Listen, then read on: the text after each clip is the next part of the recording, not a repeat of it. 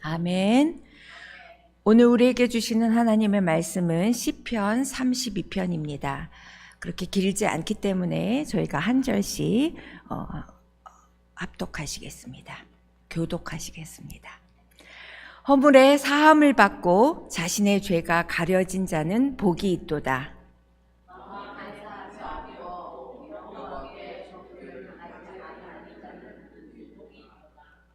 내가 입을 열지 아니할 때에 종일 신음함으로 내 뼈가 쇠하였도다.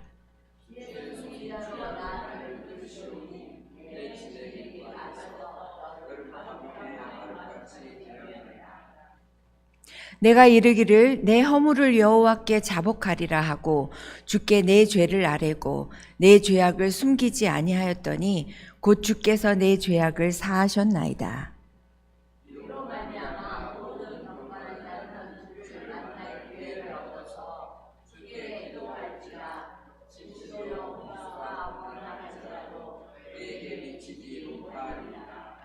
주는 나의 은신처이오니 환난에서 나를 보호하시고 구원의 노래로 나를 두르시리이다.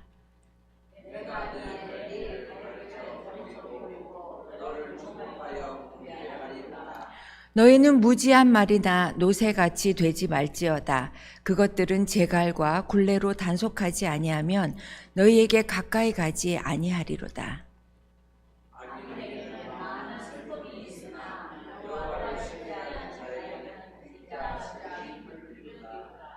너희 의인들아 여호와를 기뻐하며 즐거워할지어다. 마음이 정직한 너희들아 다 즐거워 외칠지어다. 아멘. 2023년 7월 12일 수요 새벽 예배에 함께 하신 여러분들을 환영하고 축복합니다. 이 시를 전체적으로 시편 32편은 우리 인간이 겪을 수밖에 없는 죄의 문제를 다루고 있습니다. 이 시를 전체적으로 보면 참회와 경고 두 부분으로 이루어져 있으며 1절에서 7절은 자신의 내면적 경험을 고백하는 가운데 죄의 고백과 또 그로 인해 누리게 되는 기쁨과 축복을 소개하고 있습니다. 8절에서 11절은 시인이 지난날 자신이 겪은 경험에서 비추어 다른 사람들에게 죄의 길에서 떠나라고 가르치고 있습니다. 사람이 자기의 죄나 잘못을 고백하고 뉘우치는 일은 결코 쉽지 않은 일입니다. 죄를 고백하는 것이 수치스러운 일이기 때문에 죄를 고백하면 체면에 손상될 수도 있고 또 위선자로 낙인 찍힐 수도 있고 인간 관계를 단절시킬 수도 있기에 누구나 죄를 고백하기를 꺼려하고 겁내는 것 같습니다. 그래서 많은 사람들이 죄와 잘못을 행하고도 회개하거나 뉘우치지 않는 이유가 바로 여기에 있는 것이죠. 시편 32편 시인 역시 처음에는 자기의 죄를 고백하지 않으려 했습니다. 하지만 3절과 4절을 보면 그에게 양심이 살아 있었고 자신의 죄를 고백하지 않고 뉘우치지 않는 것을 괴로워하는 모습을 볼 수 있습니다. 그러기에 5절을 보면 시인은 결국 자신의 죄와 잘못에 대해 하나님께 고백하고 참회하는 태도를 취하게 됩니다. 그 결과는 어떻게 되었나요? 5절 말씀에 내가 이르기를 내 허물을 여호와께 자복하리라 하고 주께 내 죄를 아뢰고 내 죄악을 숨기지 아니하였더니 곧 주께서 내 죄악을 사하셨나이다. 하나님께서 죄를 용서하시고 자신의 허물을 덮어주시는 은혜를 경험할 수 있었다는 말씀으로 우리에게 비추어 볼 때 날마다 내 죄를 사하시는 하나님의 은혜를 직접 경험하시는 저와 여러분 모두가 되시기를 바랍니다. 저는 매일 출퇴근하는 차 안에서의 시간이 1시간 30분에서 길게는 2시간가량 됩니다. 이 시간만큼은 저의 영성을 키우는 시간으로 작정하고 출근 시간에는 주로 새벽 설교 말씀을 듣고 오디오 성경을 듣습니다.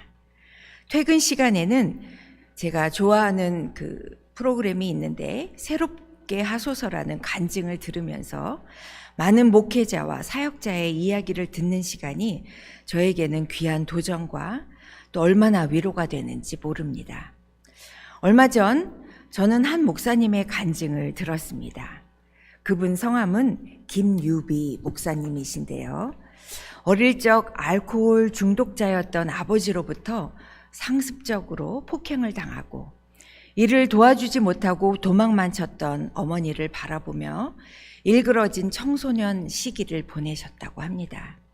그런데 그분이 어떻게 하나님을 개인적으로 만나게 되었는지, 또 왜 그런 가정에서 태어나 그 어려움과 상처를 받게 되었는지, 그 목사님을 통해서 하나님께서 어떤 계획이 있으셨는지 쭉 이야기를 들으면서 참 눈물이 많이 났었습니다.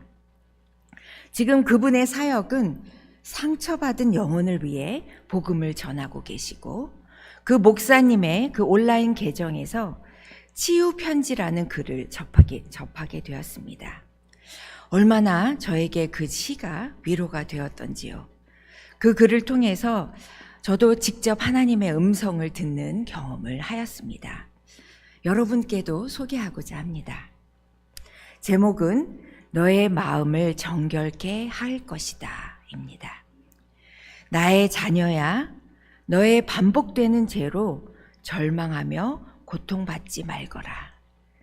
죄된 생각 하나 없이 백지와 같은 마음을 갖게 됐을 때 내가 너를 칭찬하는 것이 아니란다. 내가 이 땅을 사는 동안 죄 없이 사는 것은 불가능하단다. 내가 죄를 인식하고 괴로워하는 것이 너를 깨끗게 하는 과정이란다. 내가 나를 찾고 부르는 것이 너의 마음이 깨끗하다는 증거란다. 내가 폭포수와 같은 은혜로 너를 깨끗게 할 것이다. 내가 너를 용서할 것이고 너의 마음을 정결하게 할 것이다. 황사처럼 탁한 너의 시야가 성령의 단비로 맑아질 것이다. 너의 눈물을 한껏 쏟고 맑은 눈으로 나를 바라보거라. 너는 순결하고 흠없는 나의 사랑스러운 자녀란다. 사랑하는 나의 자녀야. 백지와 같은 마음을 갖게 됐을 때 내가 너를 칭찬하는 것이 아니다.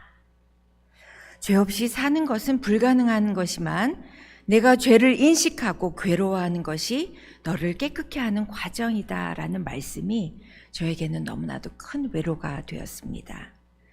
그렇습니다. 우리는 죄를 안 짓고 사는 것이 어떻게 가능합니까? 매일 매 순간마다 우리는 죄를 지으며 그 반복되는 죄로 인해서 절망하기 일쑤입니다. 그럼에도 불구하고 하나님께서는 우리를 사랑하는 자녀라 일컬으시며 하나님을 찾고 부르짖는 것만으로 우리를 깨끗게 하시며 폭포수 같은 은혜로 정결케 하신다니 이것이 얼마나 큰 은혜입니까?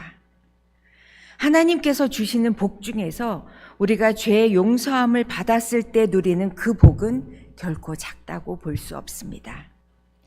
마지막 11절에 죄의 용서함을 받은 사람들은 의인으로 정직함으로 인정받고 기쁨과 즐거움이 넘치는 삶을 살게 된다고 말씀하고 있습니다.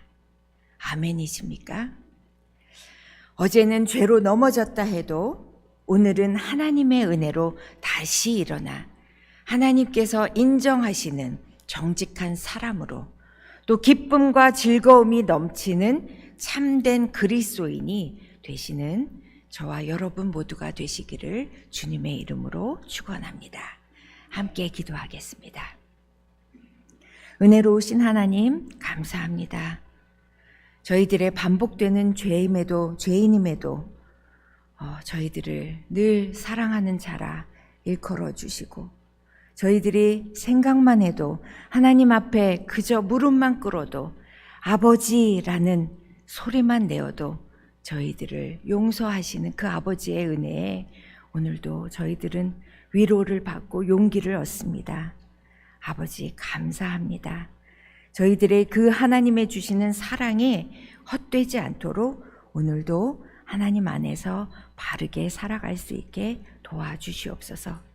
각 곳에 흩어져 있는 우리 참교회 성도들 한 사람 한 사람 붙들어 주시고 친구 되어 주시고 동행하여 주시고 힘든 육신의 아픔으로 외로워 기도할 때 그들과 함께 위로하시며 아픔을 고쳐주시며 주님께서 부어주시는 그 은혜로 평안 가운데 있게 하시기를 간절히 소망합니다.